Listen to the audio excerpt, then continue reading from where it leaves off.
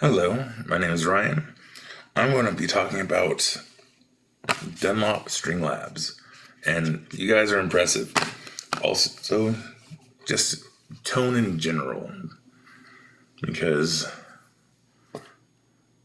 there's this guitar is kind of a weird mix of mojo, and I think people have gotten too scientific when thinking about tone instead of thinking about the feeling that is derived from something else. But let's start with these strings.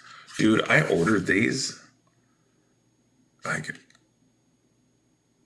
think on Tuesday. They arrived so freaking quick. You all are on it. And again, it's a 13 through 56 extra heavy. But these are the True Balance nickel wound opposed to my nickel coated ones. And I'd say,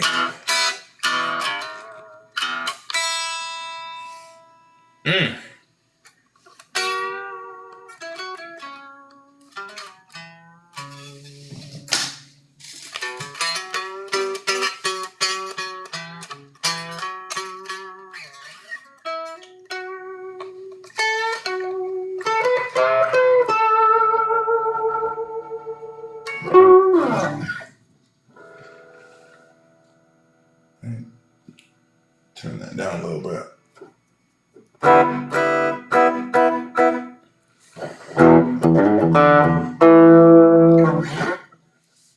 So, these strings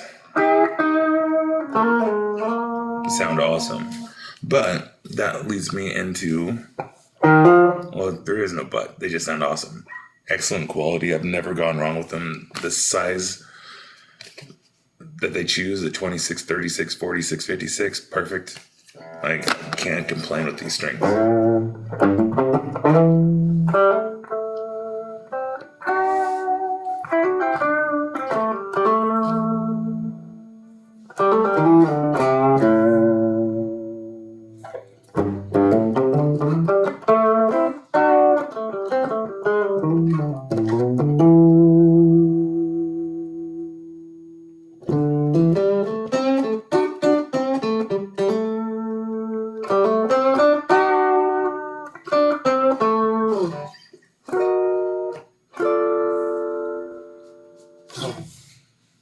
Yeah, loving the strings. Now, into the tone conversation. So, there's a lot of people that I hear people say oh, Stevie Ray Vaughan liked the big strings because he thought the blues guys, that's how they got them, blah, blah, blah. And admittedly, I did start playing bigger strings because Stevie Ray Vaughan. I grew up idolizing him. Even before I knew what was going on. It's yeah. Long before I even had a guitar. It's I always had some sort of cutout or something.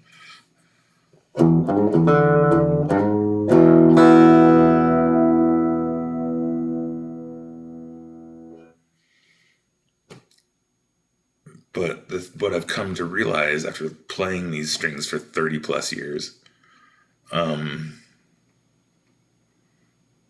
they're far more expressive. I personally believe that guitars were meant for strings like this, especially the vintage guitars.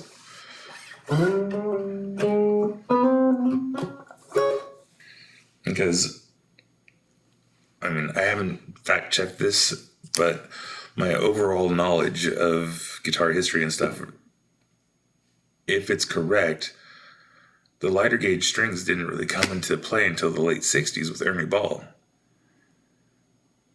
And yes, people were unwinding the G string before then, but I want to say the most common string before 1965 was 12 through 52 with a wound G.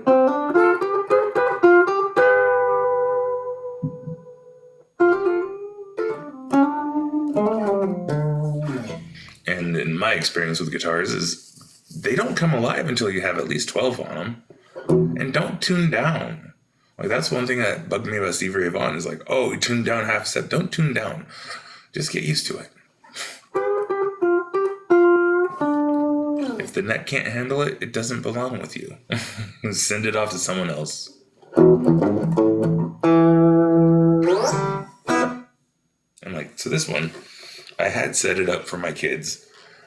And my oldest that I set it up for, and he's got it and kind of like messed with it and was like, I want to play drums. Okay. And then my youngest picked it up and he's like, I don't want to play this one. I want to play the little green one. And it's just like, no. That one doesn't intonate at all. But it is fun. So you know what? I let him take it. So I was like, you know what? Inspiration is more important than at this stage than actually learning. Like, I'll help him develop the ear. But like, yeah.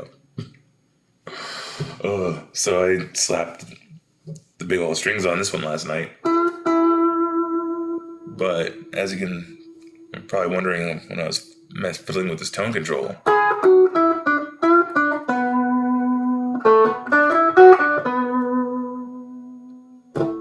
It has a lot of nuance. It's because this pickup, I believe, is like a 60 to 63 Gibson P90 dog ear. And oh, it does it scream. I missed the note, so it didn't really scream for me.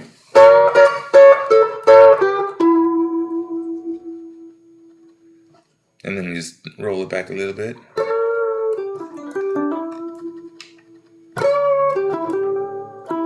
Even, it's so, like, the volume doesn't even have as much.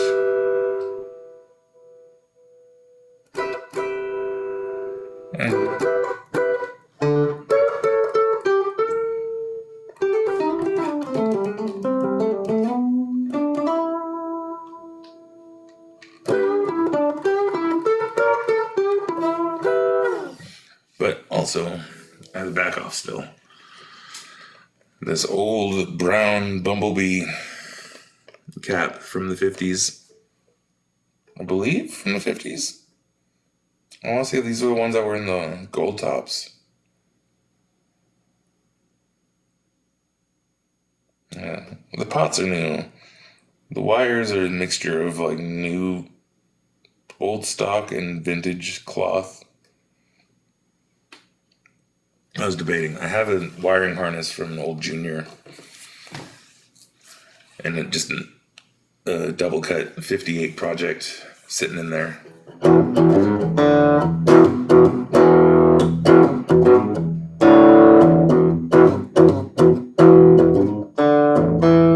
I was wondering, do I put those pots in this one too?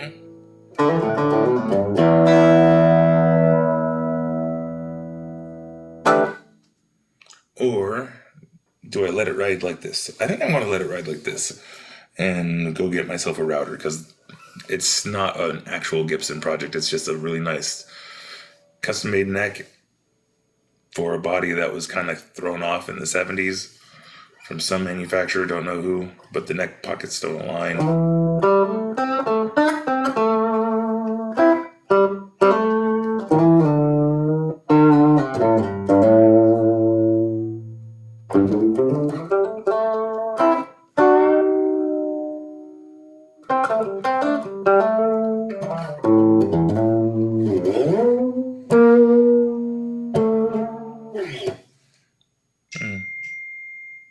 That's fun.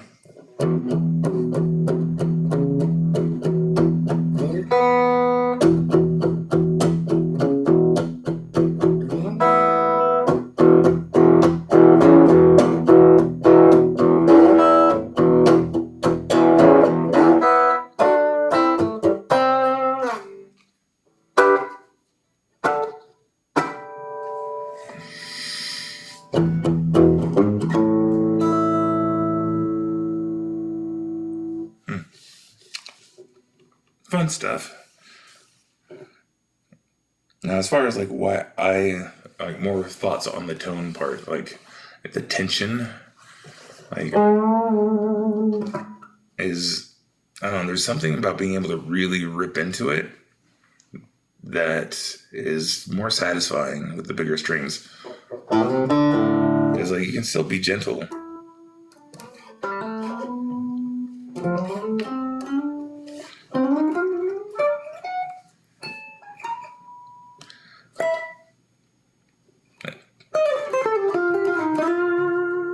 It'd be kind of fast. I don't know. I don't play the fast shredder stuff, so.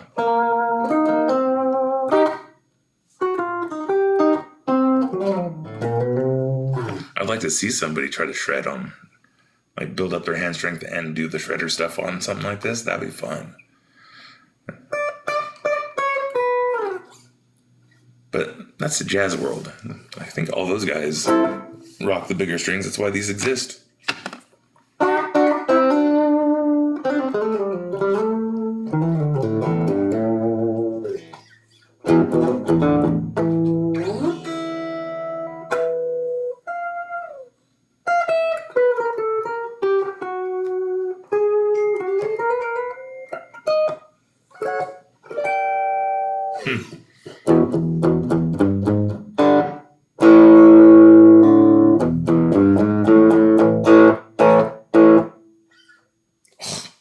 Sounds so raunchy.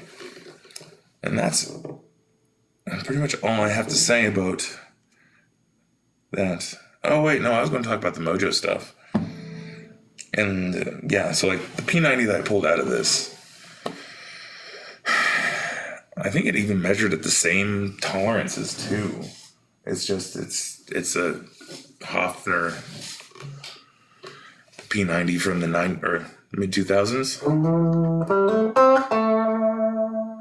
And yeah, not nearly as responsive. There's just something about the older stuff. And like people have the arguments for like CNC'd machines and things that are like wound to perfection. And I don't know. I feel like there is something just like that little extra when it's done by somebody who knows what they're doing and is enjoying what they're doing. And we've definitely lost that in the manufacturing process here.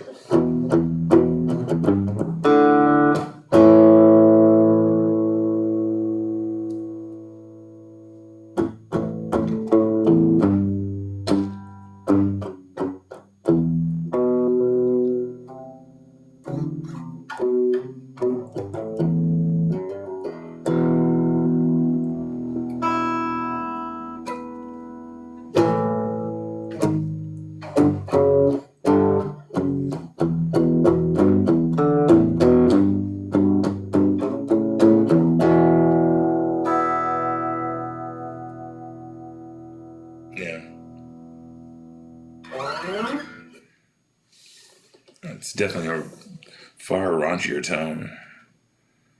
And the tone cap that I had in here before, where'd I put it? Even though it was a new old stock, where's that thing?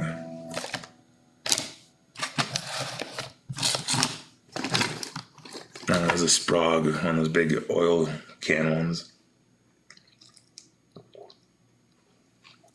Same ratings. But, oh.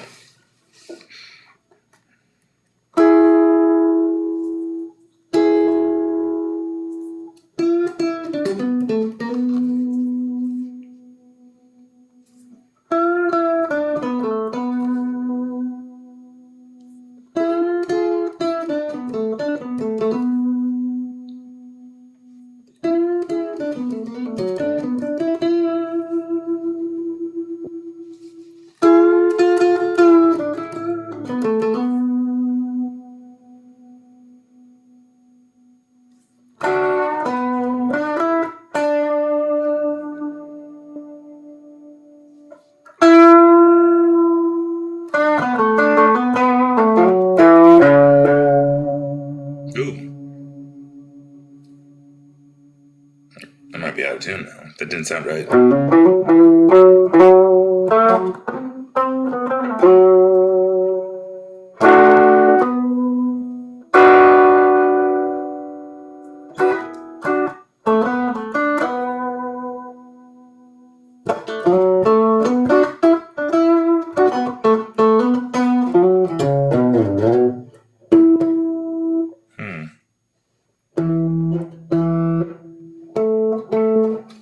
Anyway, this guitar is still settling in. One of the things I noticed when I set it up for my kids is I had to loosen the truss rods so much just to get the buzz to go away. So now that it's been sitting for 12 hours with these strings on it, it might need an adjustment. And maybe some recalibrations of the bridge. Or I'm just making excuses because it just didn't sound good to my ear and I'm bending too much. Because,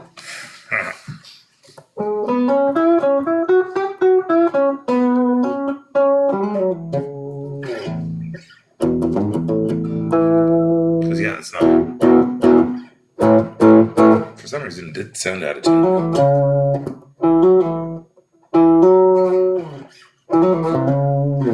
Maybe I'm just hitting the wrong notes.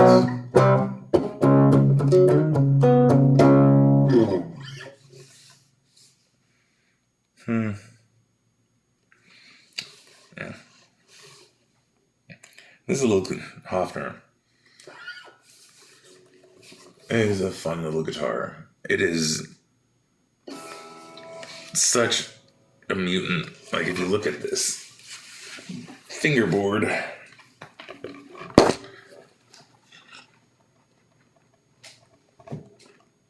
and the radius on it, it's more of a incline. It's messed up.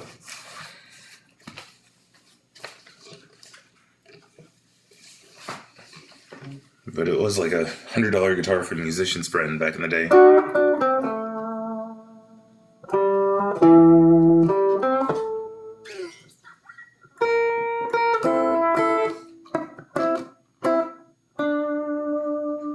Yeah.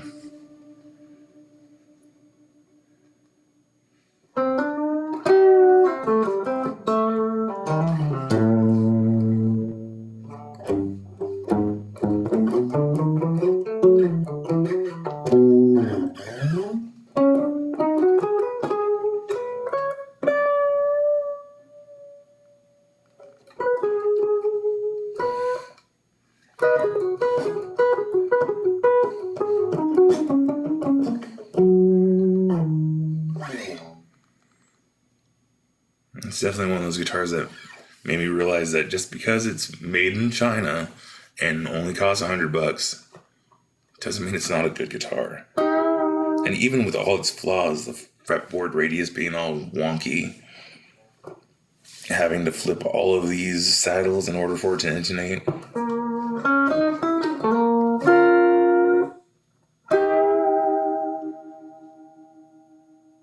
Because, like, unplugged, this guitar screams.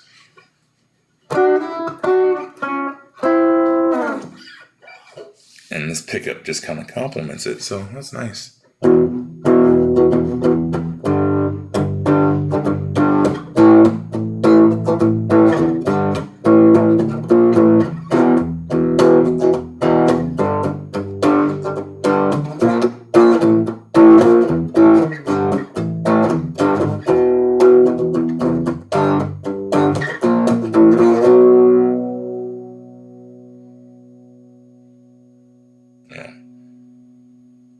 I guess I should just go into the story of how I ended up getting this guitar in the first place. This is what, how many minutes in? Nobody's watching this at all at this point.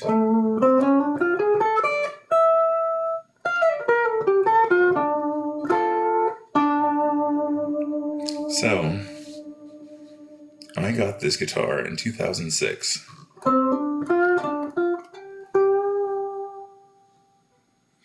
And I had been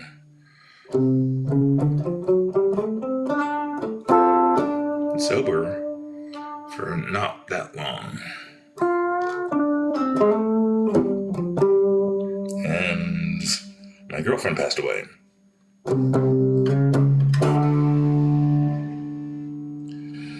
And at that point in time, anybody who's had to deal with drugs knows that you lose all your instruments. And that's just the way it goes. So, I had no guitar, no girlfriend, no friends.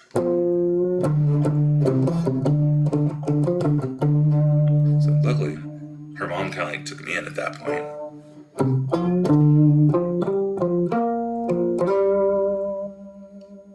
And she bought me this guitar, which I'm grateful for. I have not been kind to this guitar over the years, as you can see.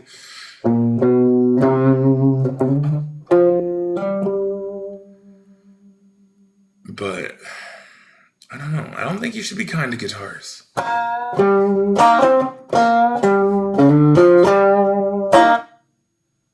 I think you should be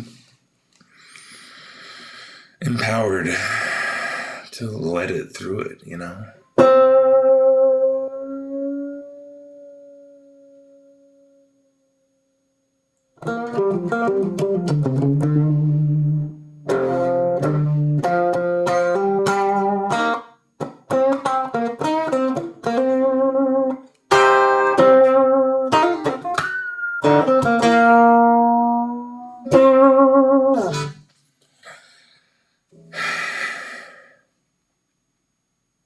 Because that's what it's there for. It's one of the first therapy instruments. And yeah, going back to the mojo, this guitar,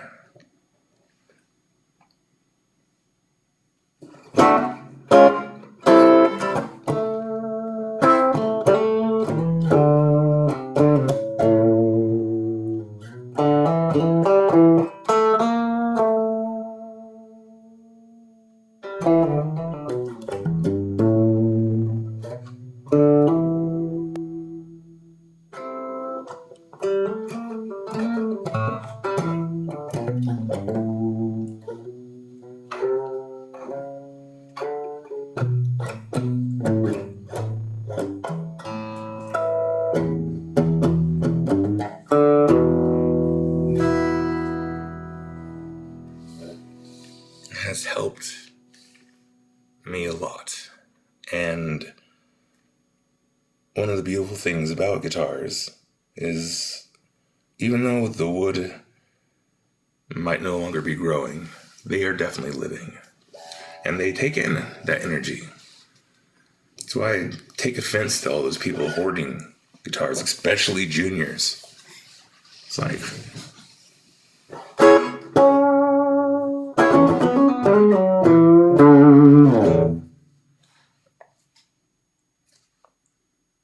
'50s and '60s juniors deserve to be in the hands of entry-level people. They're student guitars.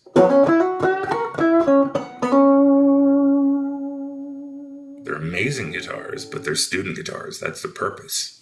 Their purpose is for inspiration, not be sitting in a fucking vault somewhere.